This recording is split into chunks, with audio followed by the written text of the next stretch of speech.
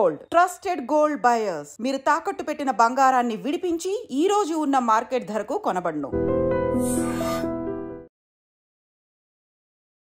Welcome back to our channel. నేను మీ వైషు. ఒక మనిషి జీరో నుంచి ఎవ్రీథింగ్ చూడడం చాలా నార్మల్, కానీ ఎవ్రీథింగ్ నుంచి జీరో చూసి జీరో నుంచి మళ్ళీ ఎవ్రీథింగ్కి వెళ్ళడం అనేది చాలా గొప్ప ప్రాసెస్.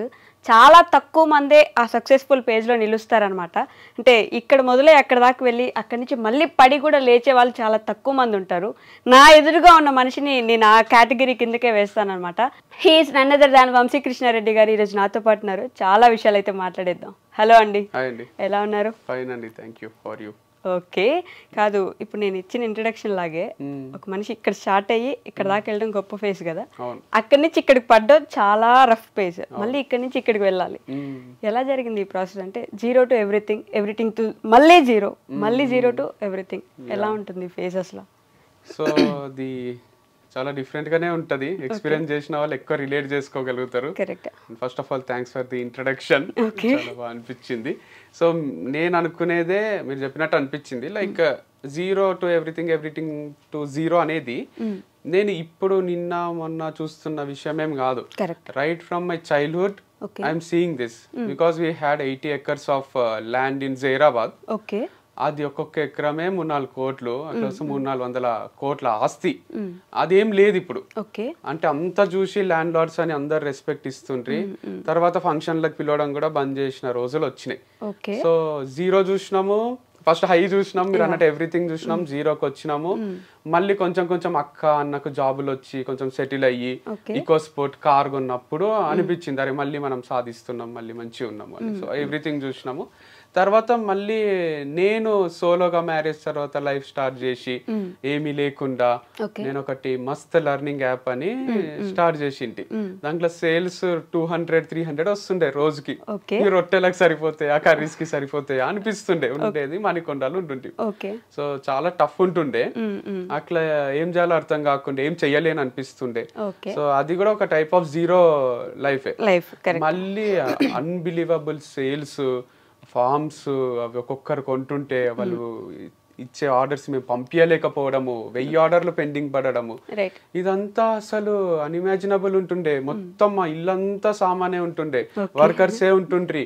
నేనే ఒక దగ్గర జాబ్ చేసిన 10,000కు 5,000కు అన్ని చేసి చేసి చేసే తర్వాత నేను టీచింగ్ లో కొంచెం సంపాదించడం స్టార్ట్ చేసిన. కానీ అట్లా నేనే జాబ్ చేసే పర్సన్ ని ఇంకేం లైఫ్ చూడలేదు.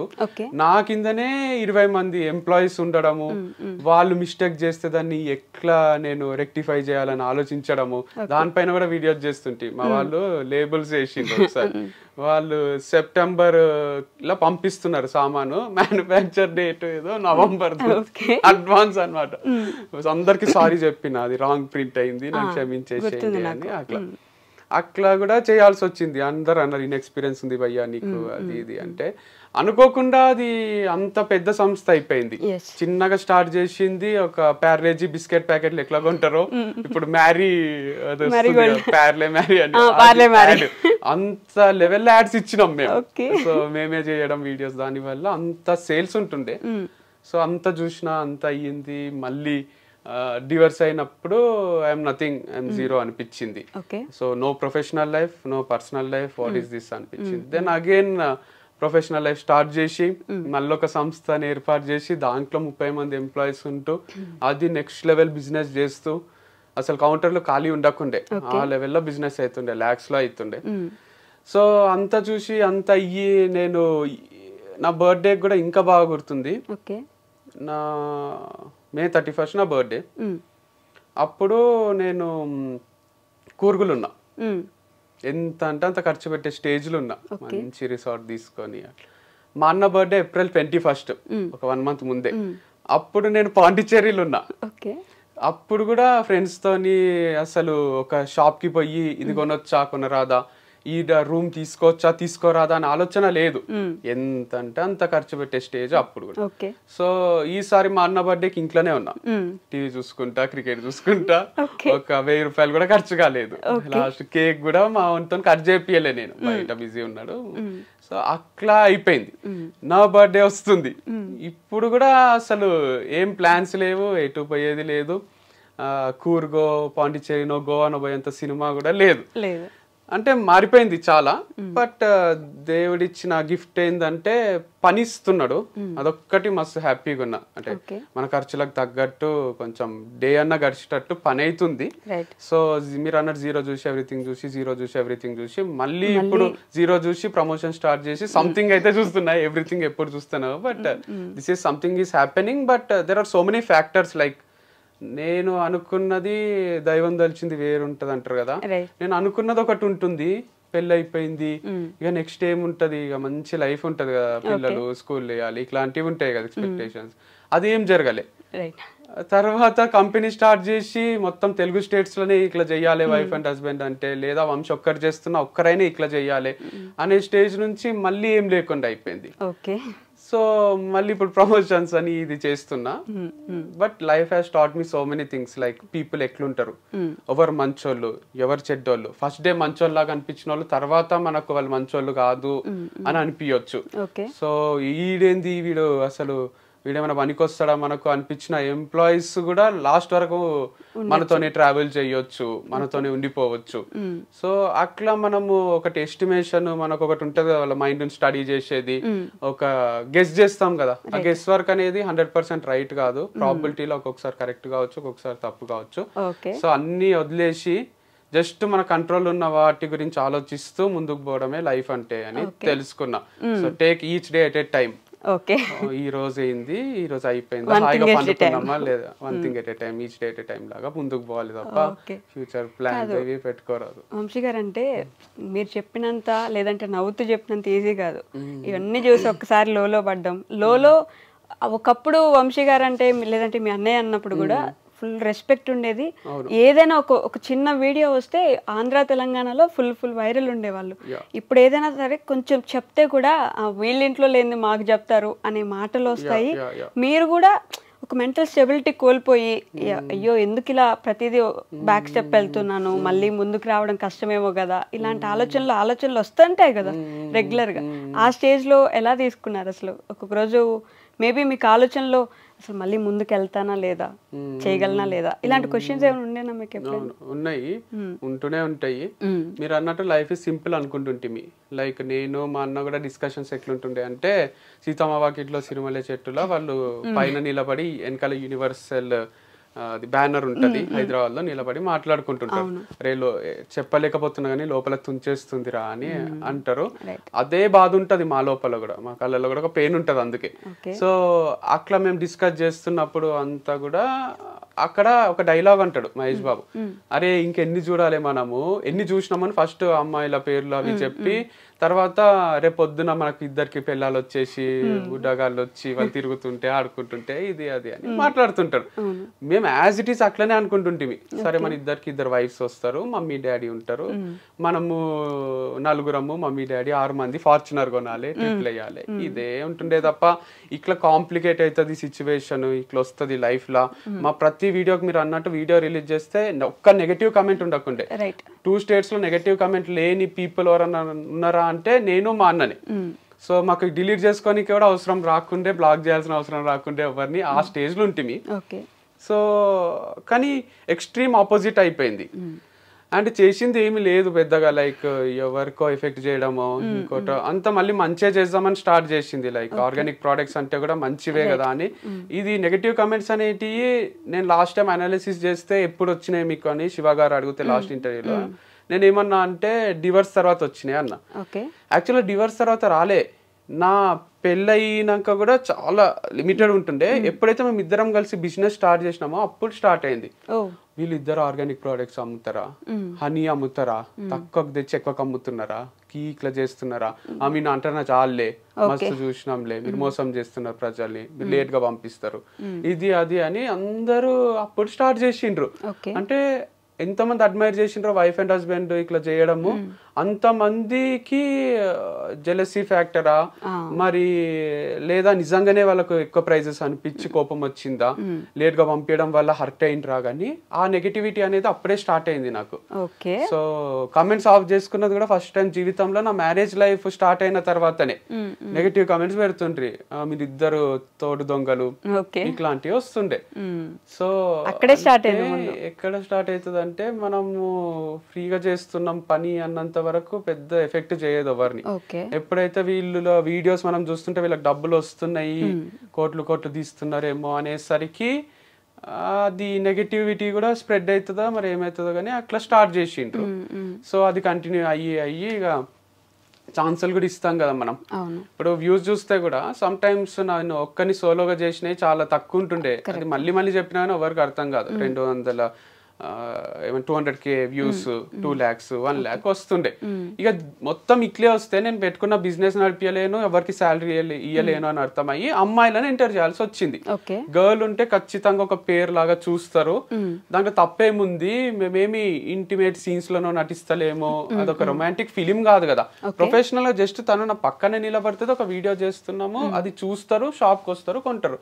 అది బాగా క్లిక్ అయింది, కొంటుండ్రి దానికి నెగటివ్ కామెంట్స్ మళ్ళీ 2 states లో మీరు అన్నట్టు ఎంత పాజిటివ్ ఉంటేనో దానికి అమ్మాయిని వేసుకొని తిరుగుతున్నావా, అది అమ్మాయి లేకపోతే పని కాదా అని అన్నారు. పని నాకు కాదు, ఎవరికి కాదు, మీకు ప్రోడక్ట్స్ ఇయ్యలేను, నా ఎంప్లాయీస్ కి శాలరీస్ ఇయ్యలేను, కంపెనీ మూసుకోవాల్సి వస్తుంది అనేది నా ఫీలింగ్ ఉంటుంది. అందుకు అమ్మాయిలు ఉంటే వ్యూస్ 1 million, 2 million, 3 million రాబట్టింటే ఆ ఫార్ములా ఎందుకు బ్రేక్ చేయాలని కంటిన్యూ చేసిన. సో తర్వాత కొంచెం నెగటివ్ పబ్లిసిటీ చేసిండ్రు, వంశీ క్యారెక్టర్ కరెక్ట్ కాదు, వంశీ ఫార్మ్స్ కరెక్ట్ కావు, ప్రోడక్ట్స్ కరెక్ట్ కావు అని. దానివల్ల అదంతా నమ్మకం బ్రేక్ అయ్యి షాప్ కి జనాలు రావడము ఆగిపోయింది. ఆగిపోవడం వల్ల రెంట్లు కట్టలేక, శాలరీలు ఇవ్వలేక బంద్ చేసుకోవాల్సి వచ్చింది. కానీ మీ దగ్గర ఉన్న అమ్మాయిలే వెళ్ళిపోవడము, వాళ్ళ దగ్గర నుంచే నెగిటివిటీ పెరగడము, వాళ్ళే నెగిటివ్ గా మాట్లాడుకోవడము, ఆ తర్వాత ఇంకా వేరే అమ్మాయిని ఏదో ఫుల్ గా ఇబ్బందులు పెట్టేశారు, ఆమెకు నెగిటివ్ కామెంట్స్ పెట్టారు అని చెప్పేసి ఒక అమ్మాయి కైండ్ ఆఫ్ యాంకర్ అనుకోండి, ఆ అమ్మాయి ద్వారా ఇట్లా మెల్లి నెగిటివ్ అవ్వడము, ఇవన్నీ కూడా ఫ్యాక్టర్సే కదా. ఫ్యాక్టర్సే అంటే నేను అనేది there are too many things. Like ఇప్పుడు పాజిటివ్ చెప్పేటోళ్ళు వంశన్న గ్రేట్, వంశక్లా అని 99 మంది చెప్పి ఒకడు వచ్చి హౌలగాడు, వేస్ట్ గాడు అని చెప్తే మనకు అదే రిజిస్టర్ అయిపోతుంది. సో 99 మంది మన పైన పాజిటివే ఉంటారు, కానీ ఒక్కరు నెగిటివ్ ఉండేసరికి నెగిటివే కరెక్ట్ ఏమో అనే ఫీలింగ్ లోకి వస్తాం.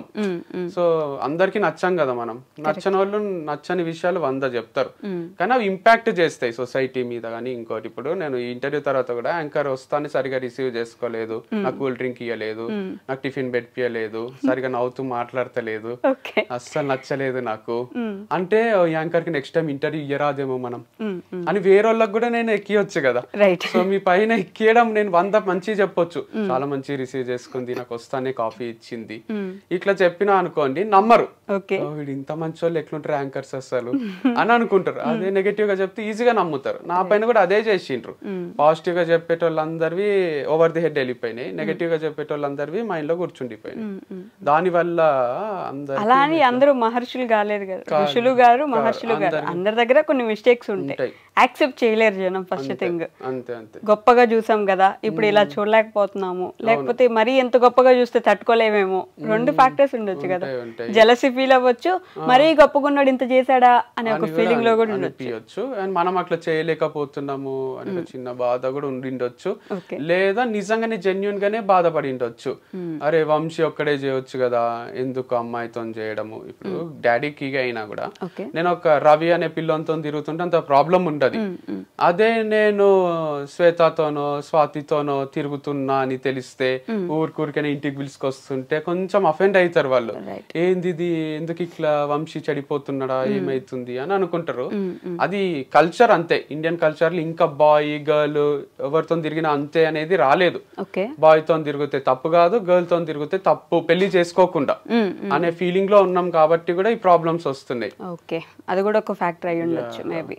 అంటే మీకు ఒక సైడ్ ఇట్లా డౌన్ ఫాల్ ఎలా స్టార్ట్ అవుతుందో అటు సైడ్ వారధి ఫార్మ్స్ కి అంత పాజిటివిటీ పెరుగుతుంది కదా రోజు రోజుకి, గమనించారా మీరు? నేను గమనించలేదు. I'm very very happy if that is happening. Open గా ఏదో గొప్ప మనిషిని అయిపోవాలని చెప్తలేను, కానీ నాకు ఫస్ట్ నుంచి నేను చెప్తున్నది అది ఇప్పటికీ అదే. వాళ్ళు రేపు పొద్దున ఇంకా 10 ఏళ్ల తర్వాత నెలకు ₹1 కోటి తీస్తున్నారు అంటే కూడా నాకన్నా హ్యాపీగా ఫీల్ అయ్యేటోళ్ళు ఎవరు ఉండరు. వాళ్ళతో నాకు ఎప్పుడు కాంపిటీషన్ లేదు, ఇద్దరిది మంచి నడవాలని ఉంటుండే. సో ఇప్పుడు కూడా నాకు డౌట్ ఏంది అంటే వాళ్ళది మంచిగా నడుస్తుందా లేదా అనేది మీరు అందరు చూసి వీడియోస్ ఇంకోటి అనలైజ్ చేస్తున్నారు తప్ప వంశీ ఫార్మ్స్ కూడా అంతే అనుకున్నారు కదా, వంశీకి ఏముంది లైఫ్ మస్తున్నాడు అని. నేను క్లోజ్ చేసినాక సర్ప్రైజ్ అయ్యారు చాలా మంది. అట్లనే వాళ్ళకి ఇంటర్నల్ గా ఎన్ని కష్టాలు ఉన్నాయో ఏమో మనకు తెలియదు కదా. సో అట్లా మనం బయట నుంచి చూసి జస్ట్ అనలైజ్ చేసి అరే వంశీ క్లోజ్ చేసుకుంటూ మూసేసుకుంటూ వాళ్ళు మంచిగా నడిపిస్తున్నారు కదా ఇట్లా మనం గెస్ చేస్తున్నాం అంతేగాని మేబీ అది సక్సెస్ఫుల్ గా నడుస్తుండొచ్చు, మేబీ సక్సెస్ఫుల్ గా నడవకపోవచ్చు కూడా. We never know what's happening inside the company or inside a home. Wife and husband ని చూస్తే కూడా మేము పెట్టిన ఫోటోలు ఎవరన్నా పెట్టే ఫోటోలు చూసి వీళ్ళు ఇంత హ్యాపీగా ఉన్నారు ఏంది అనుకుంటారు. కానీ వాళ్ళ మధ్యలో ఏం కొట్లాటలు ఉంటాయో ఏముంటాయో అసలు మనం ఎట్లా గెస్ చేస్తాం. సూర్య జ్యోతిక అజిత్ శాలిని మంచిగా ఉన్నారు అనేది మన అందరి ఫీలింగ్. లాస్ట్ కోహ్లీ అనుష్క కూడా మీరు చూసిండ్రా? ఎప్పుడు చూసిండ్రు మీరు? కోహ్లీ ఫోన్ లో అనుష్కతో వీడియో కాల్ మాట్లాడడం వరకే చూసిండ్రు. అజిత్ శాలిని స్టేడియంలో వచ్చి కూర్చునే వరకే చూసిండ్రు. అసలు వాళ్ళు ఇంకా వాళ్ళ పిల్లల విషయంలో ఎన్ని కొట్లాడతారో అసలు ఫీజుల దగ్గర నుంచి ఈ స్కూల్ వేద్దాం ఆ స్కూల్ వేద్దాం నువ్వు పోయి రత్నదీప్ కిరాణా తీసుకురా అంటే వాళ్ళకి అవసరం ఉండదు. కానీ జనరల్ పబ్లిక్ ది చెప్తున్నా నేనే తీసుకురావాలా ఎప్పుడు ఇట్లాంటి కొట్లాటలు ఎన్ని ఉండొచ్చు మీకు అవన్నీ చూపిస్తారా వీడియో తీసి పెడతారా? సో మనం అస్సలు చెప్పలేం ఎవరి లైఫ్ ఏందని. బట్ ఒక ఆడపిల్ల చేస్తుంది కదా అని కొంచెం సింపతి కూడా పెరుగుండొచ్చు ఆ టైంకి, ఒకటే కష్టపడుతుంది కాబట్టి అని ఇంకొంచెం హెల్ప్ కూడా చేసి ఉండొచ్చు జనాలు. 100% it's not an easy task at all. అంత పెద్ద సంస్థని నడిపించడం అనేది it's not a joke. So గ్రేటే అది యాక్సెప్ట్ చేస్తుంది. ఓకే. అండ్ సోషల్ మీడియాని మీరే ఇట్లా ఏమైనా తప్పు పట్టిస్తున్నారేమో, మంచిగా ఉన్నదో లేకపోతే మన ఇంట్లో బాగా జరుగుతున్నదో మాత్రమే సోషల్ మీడియాలో పెట్టడం వల్ల వాళ్ళకి ఏమైంది బాగున్నారు కదా మంచిగానే జరుగుతుంది కదా అని అనుకుంటారు. ఎందుకని second side of the social media ఎందుకు చూపించారు మీరు?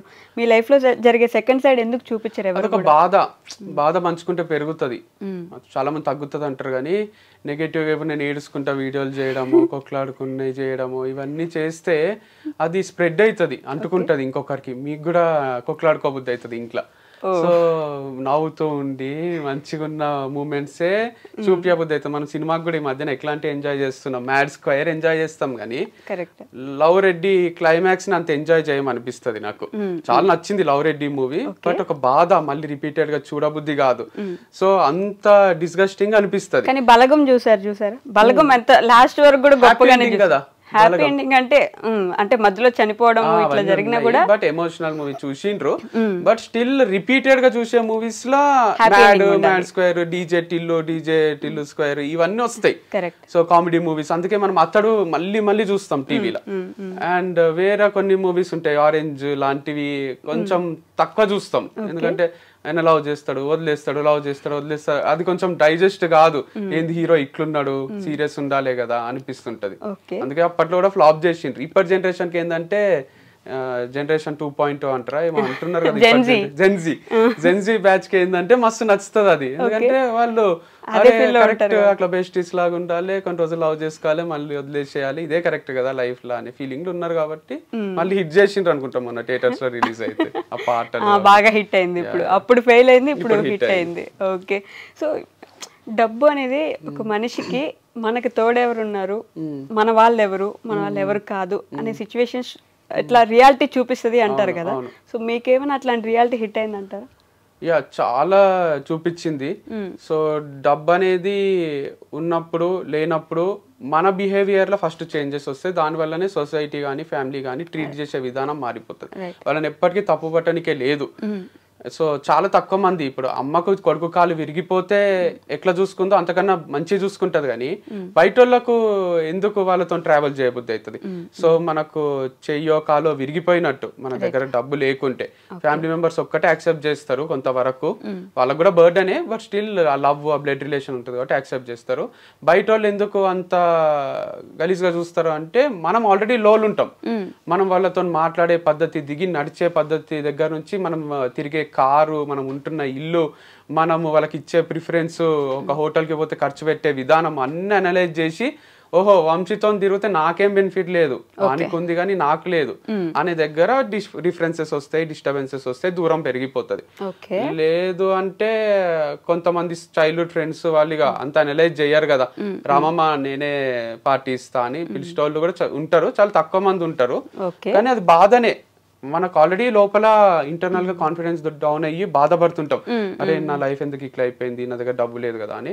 పోయిన దగ్గర కూడా వాళ్ళు ప్రిఫరెన్స్ ఇవ్వకపోతే అది చాలా చాలా డిస్టర్బింగ్ ఉంటది. పృథ్వీ షా అని క్రికెటర్ ఉంటాడు, ఆయనకు మొన్న ఎయిర్పోర్ట్ లో ఒక పెద్ద ఆయన ఇట్లా పలకరిస్తుంటే ఆయన చూడకుండా వెళ్ళిపోతున్నాడు. అది ఎట్లుంటది అంటే ఆ ఫీలింగ్. పృథ్వీ షా అంటే ఫ్యూచర్ ఇండియన్ కెప్టెన్ అంటుండ్రి, పృథ్వీ షా అంటే ఇప్పుడు ప్లేస్ లేదు ఐపీఎల్ లో. సో అది ఆయన చేసుకున్న అలవాట్ల పొరపాట్ల లేదా నిజంగానే క్రికెట్ మిగిలి లేదా అన్ని మనం పక్కన పెడితే, సో అదైతే ఆయనకైతే బాధనే కదా, రిషబ్ పంత్ కి కూడా బాధనే కదా ఇప్పుడు పర్ఫామ్ చేయలేకపోవడము. అన్ని కోట్లు పెట్టి 27 కోట్లు ఏమో ఇచ్చిండ్రు వెంకటేష్ అయ్యారు. వాళ్ళ బాధ మన బాధలకు 100 times ఎక్కువ ఉంటది అనేది నా ఫీలింగ్. సో వాళ్ళు ఇంట్లో కూర్చొని ఏడ్చిన క్షణాలు ఎన్ని ఉంటాయో మనకు అనిపిస్తుంది బయట నుంచి సక్సెస్ అయిపోయినారు, కార్లు ఉన్నాయి, అన్ని ఉన్నాయి, గర్ల్ ఫ్రెండ్స్ ఉన్నారు అని. కానీ మనకు తెలియని విషయాలు ఏంది అంటే వాళ్ళు పర్ఫామ్ చేయనప్పుడు డిప్రెషన్లోకి వెళ్ళిపోయి రిటైర్మెంట్లో కూడా ఇచ్చిన ప్లేయర్స్ ఉన్నారు. మ్యాక్స్వెల్ రిటైర్ అయ్యి బయటకు వచ్చిండు, మళ్ళీ ఆడిండు. డివిలియర్స్ రిటైర్ అయ్యి మళ్ళీ ఆడిండు. బట్లర్ రిటైర్ అయ్యి మళ్ళీ ఆడిండు. సో ఇప్పుడు మళ్ళీ ఫామ్ లోకి వచ్చిండు. దానికి లక్ కూడా తోడు కావాలి, లక్ అనే ఫ్యాక్టర్ కూడా ఒకటి ఉంటది. రాజస్థాన్ లో ఉన్నప్పుడు సరిగా పర్ఫామ్ చేస్తలేడు అని తీసేస్తే జీటీకి పర్ఫామ్ చేస్తున్నాడు. So all depends on so many factors in life, our partners, family, friends, luck, దేవుడు ఎవరు ఉంటే వాళ్ళు, పవర్, అన్ని తోడైతేనే సక్సెస్ వస్తుంది. మీకు కొంచెం లక్ ఫ్యాక్టర్ ఎక్కువే ఉంటది కదా ఎప్పుడు కూడా, ఎఫర్ట్స్ కూడా ఎక్కువే ఉంటాయి నవి. అవునా? More efforts more luck, luck favours the Brave అన్నట్టు నేను కన్సిస్టెంట్ గా కొడుతూనే ఉంటా. ఇంతకుముందు వచ్చేటప్పుడు కూడా మా అన్నతో మాట్లాడితే అంటున్నాడు, లైక్ ఒక చెట్టు ఉంది, నువ్వు రాళ్ళు తీసుకొని కొడుతున్నావు, ఏదో ఒక పండు రాలాల్సిందే కదా. 49 రాళ్ళు నీకు టార్గెట్ కి తగలకున్నా ఒక్కటైనా మామిడి పండు ఏదో రాలుతుంది, ఫ్రూట్ఫుల్ రిజల్టే ఉంటది. అట్లా నేను డోర్ చేస్తూనే ఉంటా, విండోస్ ని నాక్ చేస్తా. సో చేత కాకపోతే అంటే ఒక ఇంటికి తెరవకపోతే పక్కింటిది నాక్ చేసే టైప్, అంటే ఒక ఆఫీస్ డోర్ నాక్ చేస్తే తెరవకపోతే పక్కన ఆఫీస్ డోర్ నాక్ చేస్తాం కదా, అట్లా నేను ఎఫర్ట్స్ పెడుతూనే ఉంటా. ఒక అవకాశం మిస్ అయింది అని ఇంట్లో ఖాళీగా కూర్చోవడం కాదు, మళ్ళీ మళ్ళీ మళ్ళీ మళ్ళీ ట్రై చేస్తూనే ఉంటా. కాబట్టి వంశీకి మంచి భార్య దొరికిందనో, వంశీకి మంచి కంపెనీ దొరికిందనో, వంశీకి డబ్బులు వస్తున్నాయనో, వంశీ దగ్గర రేంజ్ రోవర్ ఉందనో అవన్నీ చూస్తారు తప్ప నేను నానోలో తిరిగినప్పుడు అయిన ఇన్సల్ట్లు చూడరు. నేను ఒక పిల్లకు ఎవరికన్నా ట్రై చేసి నన్ను రిజెక్ట్ చేసిన ఆ ఫేస్ ఆఫ్ లైఫ్ మీకు తెలియదు. సో నేను ఒక ఫార్మ్స్ కి ముందు మస్తు లెర్నింగ్ యాప్ అని ఒకటి ఓపెన్ చేసిన, అది అట్టర్ ఫ్లాప్ అయిన విషయం మీకు తెలియదు. నేను కోఆర్డినేటర్ గా చేసిన 10,000 శాలరీకి నారాయణమ్మ కాలేజ్ లో, డిఫరెంట్ కాలేజెస్ లో ఉమెన్ ముందు నేను ఒక ఆఫీస్ బాయ్ లాగా తిరుగుతుంటి. అందరు కొంచెం చీప్ గానే చూస్తారు కదా, ఫ్యాకల్టీని వేరేగా చూస్తారు, నన్ను అయితే కూడా నేను మనసు పెట్టే చేస్తుంటే పని. ఇవన్నీ మీరు చూడకుండా లక్షలు వస్తున్నాయి, కోట్లు వస్తున్నాయి అంటే నా 10 ఏళ్ల స్ట్రగుల్ మీరు చూడలేదు, నా 1 year సక్సెస్ మీరు చూసిండ్రు అంతే. కానీ దాని వెనకాల 10 ఏళ్ల స్ట్రగుల్ ఉంది. కాదు, ఇప్పుడు ఇందాక మాట్లాడుతూ రేంజ్ రోవర్, నానో కార్ అన్నారు కదా, ఇందాక ఫస్ట్ మాట్లాడుతూ ఇప్పుడు ప్రమోషన్స్ జరుగుతున్నాయి కాబట్టి నడుస్తుంది నాకు అన్నారు.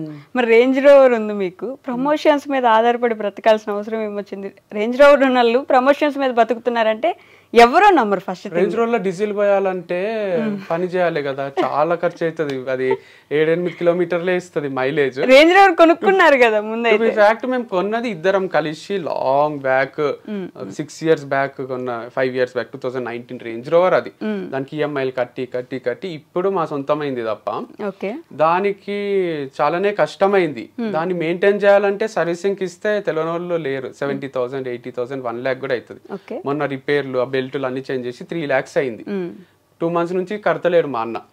వాళ్ళకు సర్వీసింగ్ చేపించి తెచ్చిండు, ఉద్దర పెట్టిండు.